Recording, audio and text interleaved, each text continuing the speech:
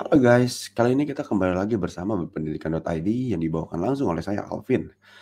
Well, kali ini kita akan membahas hal yang cukup seru ya, di mana memang saya akan sharing secara sekilas tentang bagaimana strategi bisa lolos SBMPTN, SIMAK UI, ujian mandiri lainnya dalam waktu kita belajar mempersiapkan diri itu kalau bisa 1 bulan kurang atau 2 minggu kurang. Dan disclaimer ya, kalau kalian yang nonton video ini memang lagi benar-benar siap untuk belajar SBMPTN atau SIMAK UI, UM, UGM dan benar-benar mau nyusun strategi ataupun kayak pengen tahu kesalahan yang biasanya sering terjadi ketika SBMPTN atau kesalahan saat belajar SBMPTN. Kalian boleh ke bawah, di situ ada description link ya. Ada banyak video yang sudah saya share ke teman-teman ya. Jadi teman-teman boleh nonton, subscribe, dan juga follow serta teman-teman boleh share ke teman-teman lainnya. Well,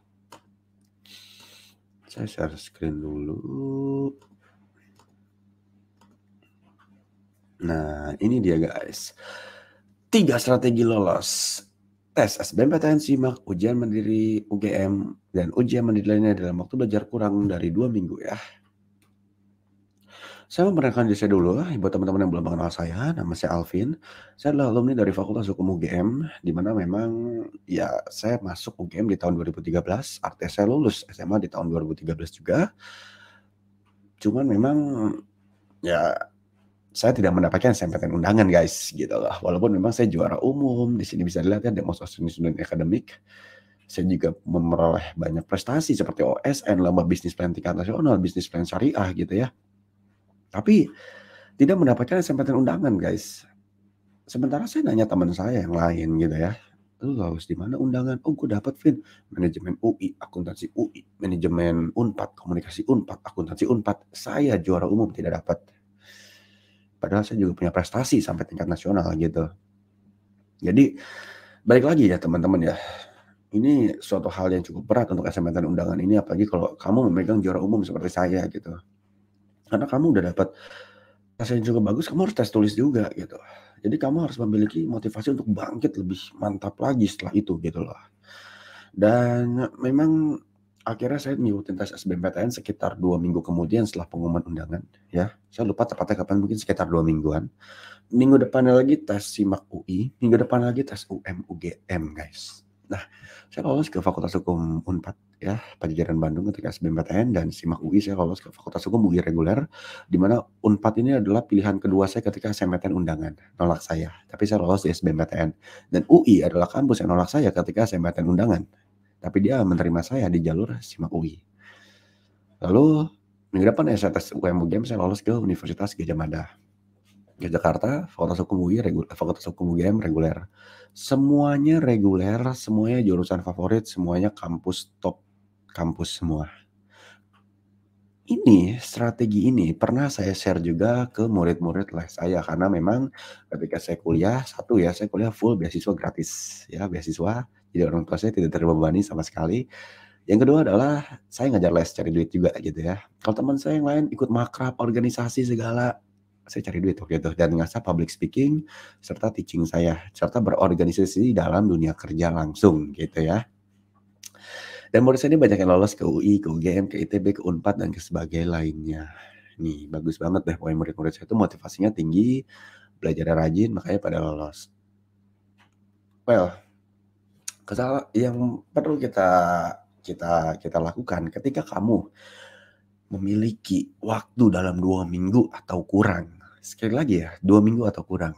Jadi buat teman-teman yang masih punya waktu 3 tahun lagi karena kamu kelas 10 SMA yang lagi dengerin video saya, atau kamu kelas 11 yang masih punya waktu 2 tahun lagi, atau kamu yang kelas 12 mau SBMPTN masih punya waktu lama, bukan 2 minggu atau kurang ya, kamu boleh memperdalam teori yang tidak kamu tahu juga gitu. Tapi buat kamu yang memang memiliki keterbatasan waktu untuk saat ini guys, kamu cuma punya waktu sedikit, maka kamu boleh memperdalam teori yang paling kamu tahu saja. Kalau kamu memperdalam teori yang paling kamu tahu dengan waktu yang terbatas, kamu bisa mendapatkan peluang yang lebih besar. Misal begini ya, teori yang paling kamu tahu.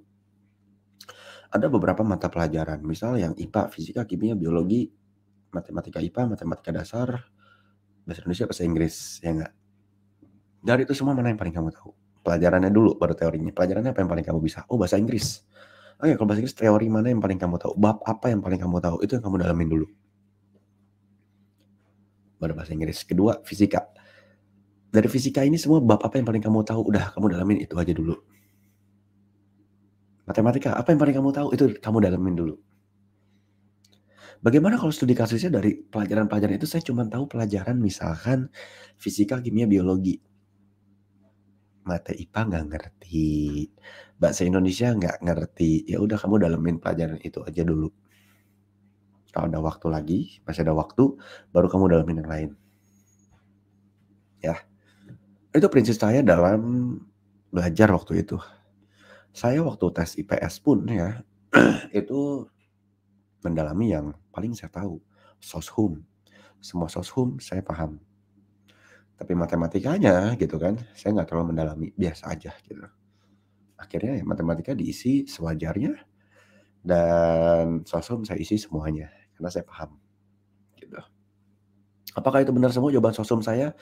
Prediksi saya jawaban benarnya 80-100% benar semua, terutama SIMAK UI. Ya kalau misalkan ada panitia yang nonton di sini, panitia SIMAK UI ya, yang mau mencari tahu tentang Alvin gitu ya, siapa tahu mungkin kamu bisa lihat nilai saya, mungkin ya soshum saya 80-100% yang saya isi benar semua gitu. Saya berani jamin lah 80 atau ya 80 lah, 70-100% gitu. Soshumnya karena saya ngerti gitu. Yang paling penting adalah kita memperdalam teori yang paling kita tahu, dibandingkan kita mengenal teori yang kita tidak tahu. Dalam waktu singkat, sekali lagi ya, dalam waktu terbatas. Itu loh. Yang kedua adalah, kamu banyak latihan dan jangan pelit untuk beli buku guys. Kalian udah SMA, udah lulus. Kalian harus belajar investasi. Investasi ini apa maksudnya? Investasi itu ada investasi yang berupa paper, saham, obligasi, segala rupa. Investasi berupa emas, investasi berupa deposito gitu kan. Ada lagi investasi leher ke atas. Apa tuh maksudnya? Otak guys, gitu loh. Beli buku. Beli buku emang berapa sih harganya? Di bawah 500.000 kok. Kalau beli banyak pun sampai 500.000 lebih nggak masalah. Yang penting kalian kerjakan. Ikutan bimbel boleh. Kalian pelajari. Itu investasi leher ke atas. Yang jelas kalau bimbelnya yang jelas. Bukan kayak bimbel, mohon maaf ya, bimbel kedokteran gitu atau apa, itu saya nggak ngerti sih. Kalau bimbel kedokteran beda dengan bimbel biasa tuh apa gitu. Karena yang ditesin sama aja. Dan itu udah saya bahas juga tentang bimbel kedokteran di video di bawah situ gitu ya. Jadi kamu harus smart dalam investasi. Investasi leher ke atas, tapi kamu harus smart dalam alokasi investasinya. Ke yang benar-benar, bimbel yang benar-benar, buku yang benar-benar gitu ya. Ini gitu ya. Kalian harus mencoba namanya investasi leher ke atas, beli buku, kalian isi, kalian kerjakan. Gitu ya. Kamu juga bisa untuk bikin prediksi soal yang akan keluar. Maksudnya gimana? Maksudnya gini, kamu punya soal 5 tahun ke belakang. Ya, let's say 5 tahun ke belakang soal SBMPTN. 5 tahun ke belakang ini kalian lihat, kalian telaah gitu kan. Let's say fisika bab apa yang sering muncul? Kimia bab apa yang sering muncul? Ekonomi bab apa yang sering muncul? Sejarah bab apa yang sering muncul? Misal ekonomi paling banyak pelajaran kelas 1 dari 15 soal misalnya ya, itu 6 soalnya pelajaran kelas 1.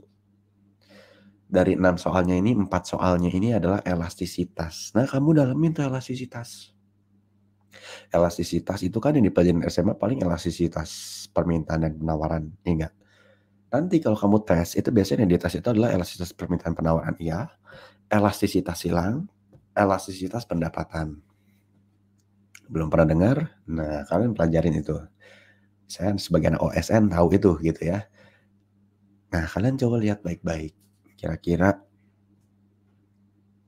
soal apa yang paling banyak keluar? Matematika juga sama, bahasa Indonesia juga sama.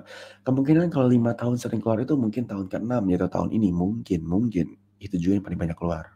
Investasikanlah waktu kalian paling banyak di bagian pelajaran itu. Oke? Paham ya? Ini caranya udah ada, jangan males. Kalian periksa sekarang gitu ya. Udah dikasih bimbingannya, jangan males, ini langsung ikutin gitu ya. gitu. Jadi kalian bikin prediksi soal yang akan keluar, kalian investasiin waktu di sana. Sekali lagi ini buat teman-teman yang memang punya waktu yang sangat terbatas tinggal 2 minggu atau kurang. Kalau yang masih kayak kelas 10 SMA, kamu pelajarin semua gitu ya, yang belum kamu ngerti kamu pelajarin juga. Nggak apa-apa nambah pengetahuan. Biar kamu nanti jadi tahu kira-kira kamu tertarik nggak dengan pelajaran itu atau enggak, gitu ya. Kesimpulannya adalah kamu jangan malas untuk berbuat lebih. Jangan malas untuk melakukan riset. Jangan malas untuk membeli buku. Jangan malas untuk investasi leher ke atas. Karena pada dasarnya adalah yang rajin dan tepat sasaran rajinnya itu yang kemungkinan besar akan diterima, ya kan? Jadi kesimpulannya kamu bisa lihat kalau memang kamu benar-benar serius untuk SBMPTN, kamu riset dari sekarang. Subscribe sekarang, follow berpendidikan.id, share ke teman-teman kamu biar kamu dan teman-teman dapat selalu ya update berita pendidikan terbaik dan berkualitas gitu ya dan juga terpercaya juga gitu ya. Dan kamu langsung sekarang beli buku online juga nggak apa-apa, offline juga nggak apa-apa. Kamu cek 5 tahun ke belakang soal yang paling sering keluar apa, investasiin waktu di sana. Ada kemungkinan hal itu terjadi, ada kemungkinan ya, bukan udah pasti tepat gitu lah. Itu dari saya, semoga membantu teman-teman dalam membuat strategi. Kalau memang teman-teman mau belajar tentang kayak kesalahan apa yang biasa sering terjadi ketika SBMPTN atau belajar SBMPTN, boleh ke bawah nih, description link di bawah sini ya, ada video tentang kesalahannya dalam SBMPTN maupun kesalahan ketika lagi belajarnya, gitu. Terima kasih.